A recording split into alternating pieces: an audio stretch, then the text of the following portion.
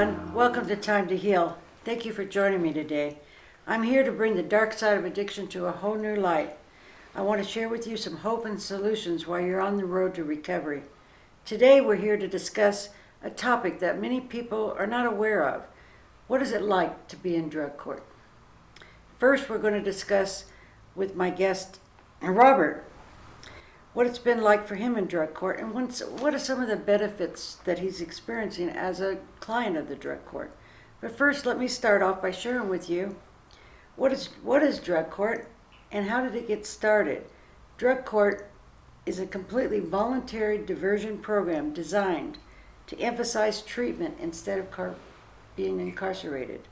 The program provides an opportunity for certain offenders to choose a closely court-monitored rehab program instead of prison.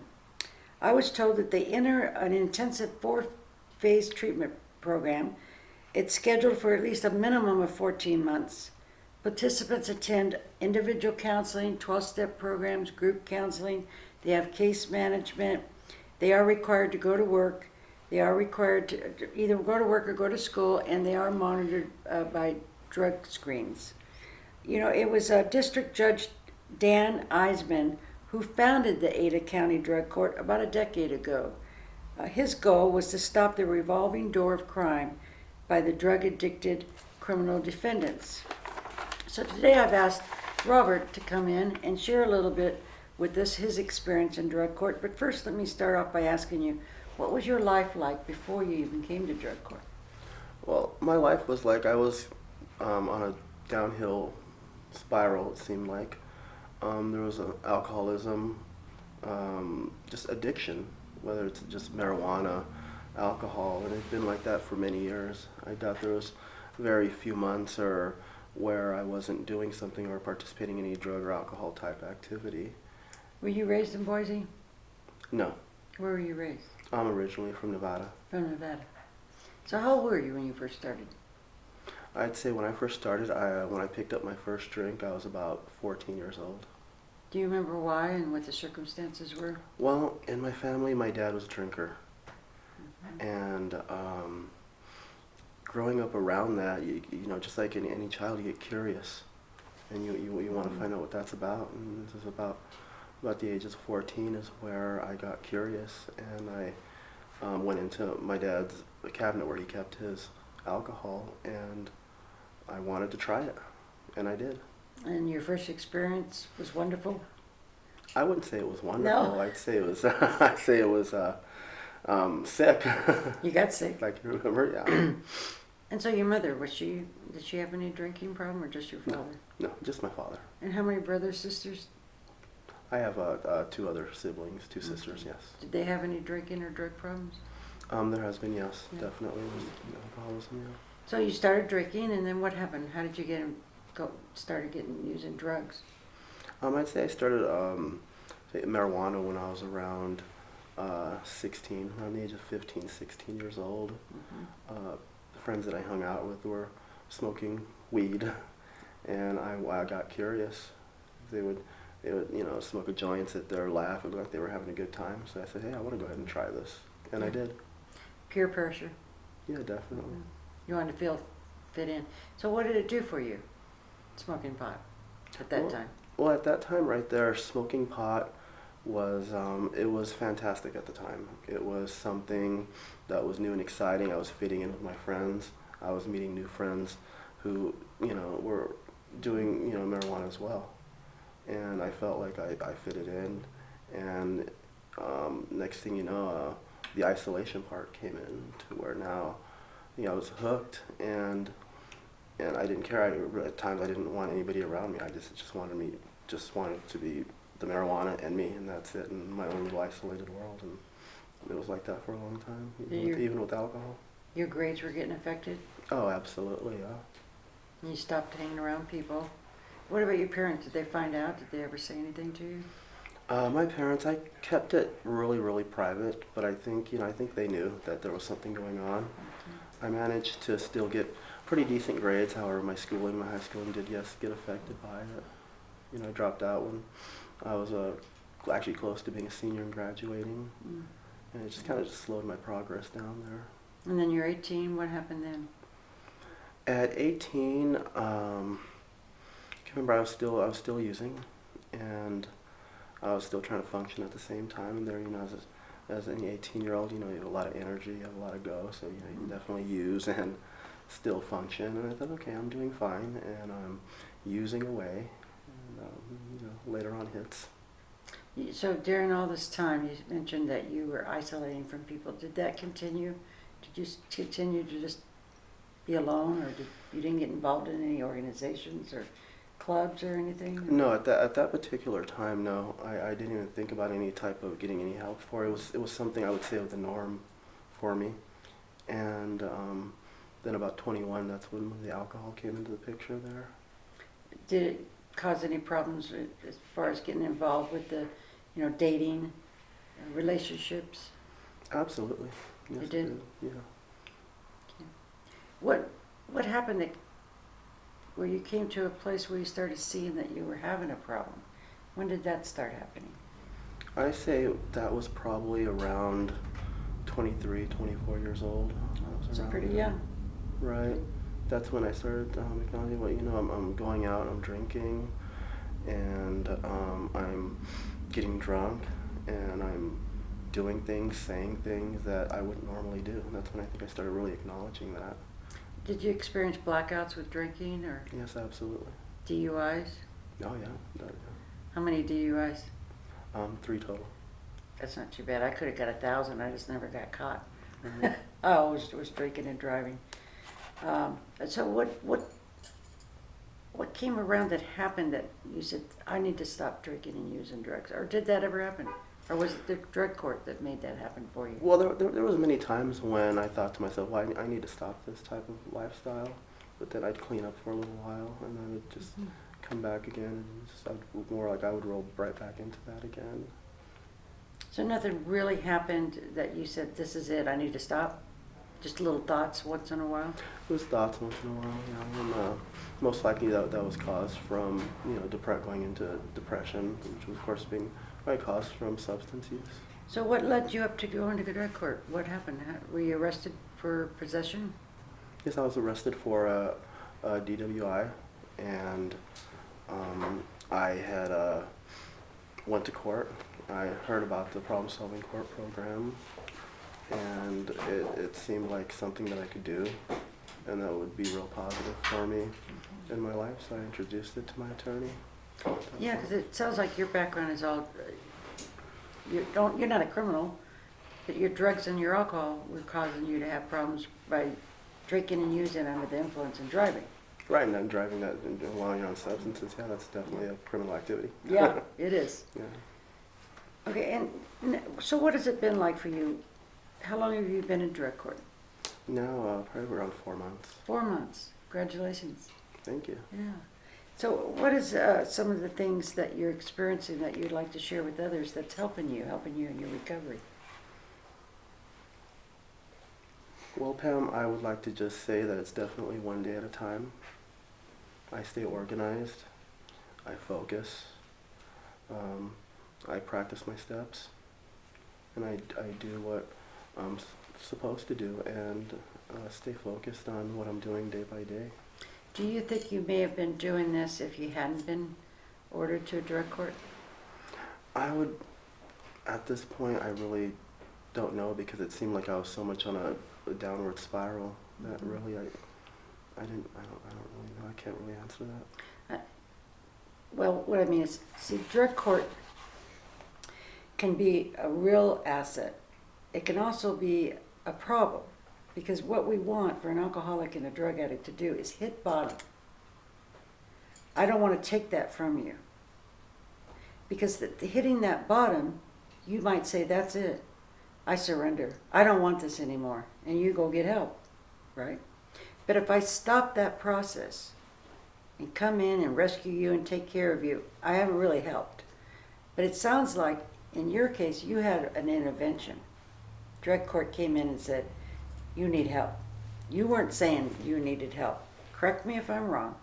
Were you saying to yourself, I need help, when you got that DUI? When I got that DUI, no, I was not saying that to myself. So drug court, in this case, helped you. Absolutely. Came in and said, well, we're going to do for you what you're not doing for yourself. Right. Right. Right. I'm really grateful at this point to be in the drug court program. Yeah, because sometimes it can help. Sometimes it's just the worst thing we could be doing, though. I heard this gentleman say, if my parents had bailed me out of jail even one more time, I would be dead. We're talking about enabling here.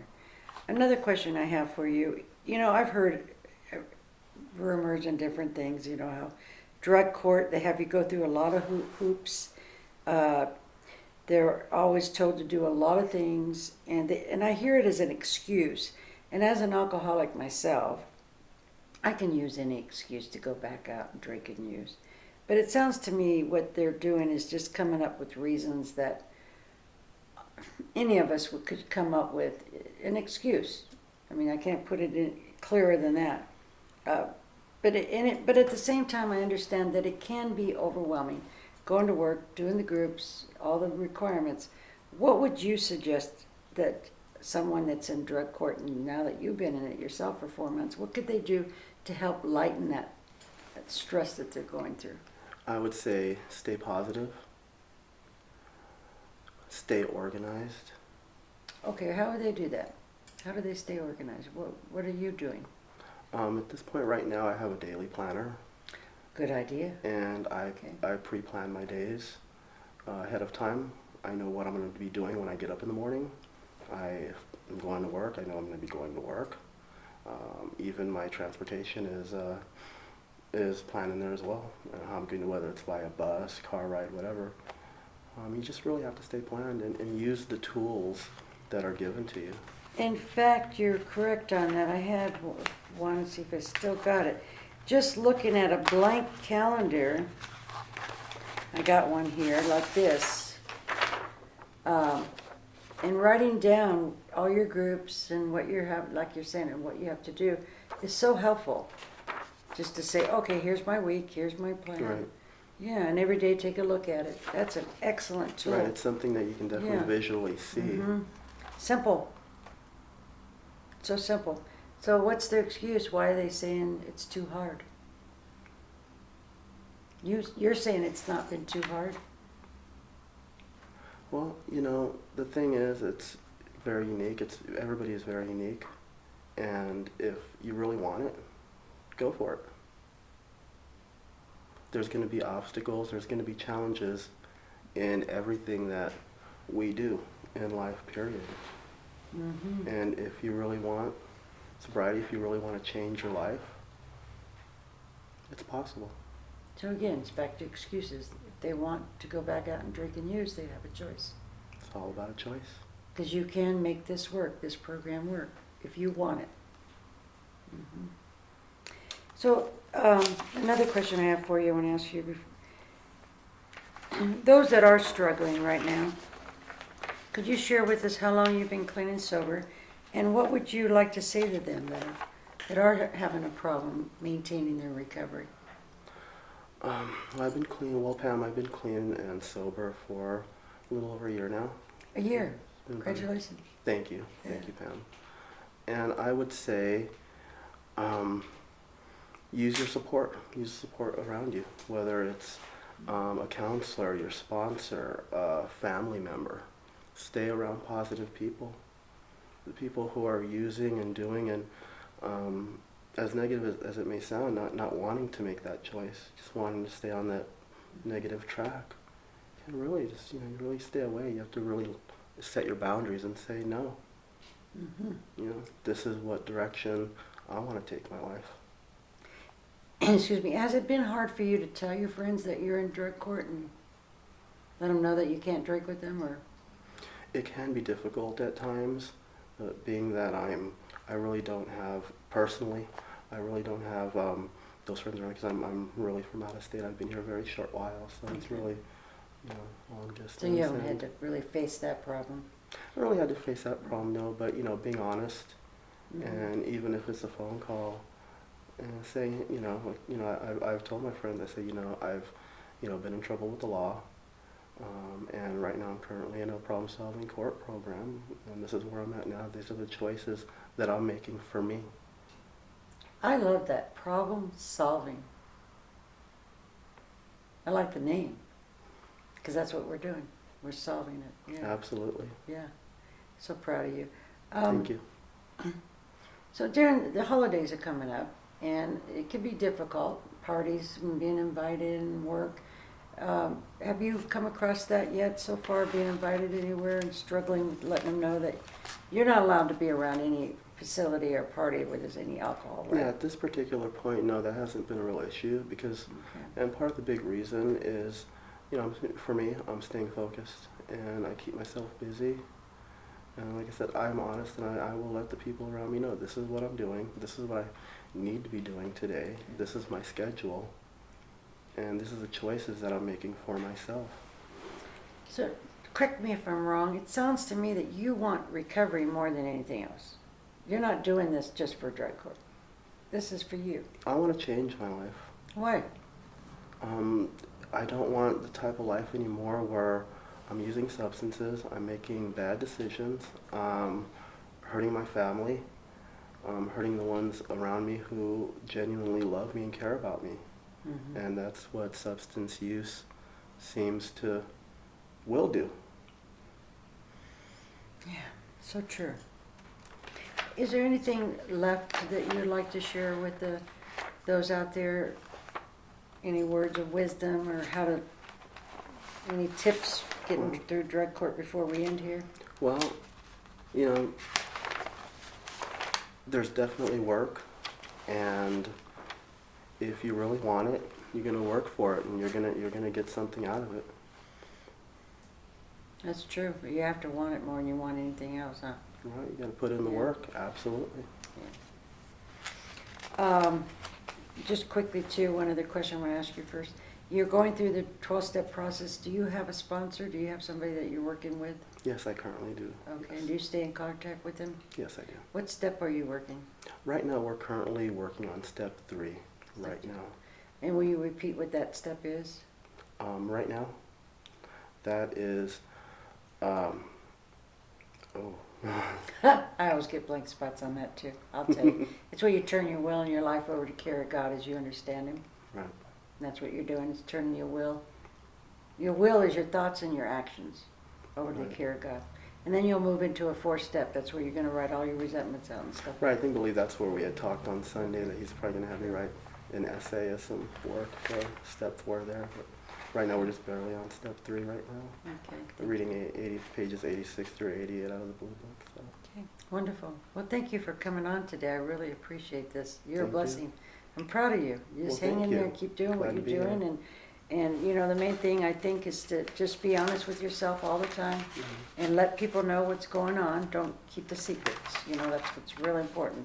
Right. Don't hold on to this and say, I can handle it. No, I learned that I didn't have to do this by myself.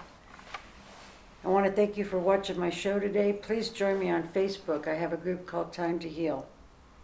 And remember, we're here to help you. Any questions, if you have any, you can give me a call. My phone number is area code 208-340-3274. And also, I just want to mention that there's a magazine that's out called In Recovery. And there's an article in there today. They put in there an article of myself and my little story in there. So thank you for joining us, and don't give up because your miracle is on its way. Thank you so much. Give me a hug. You're welcome. Scott.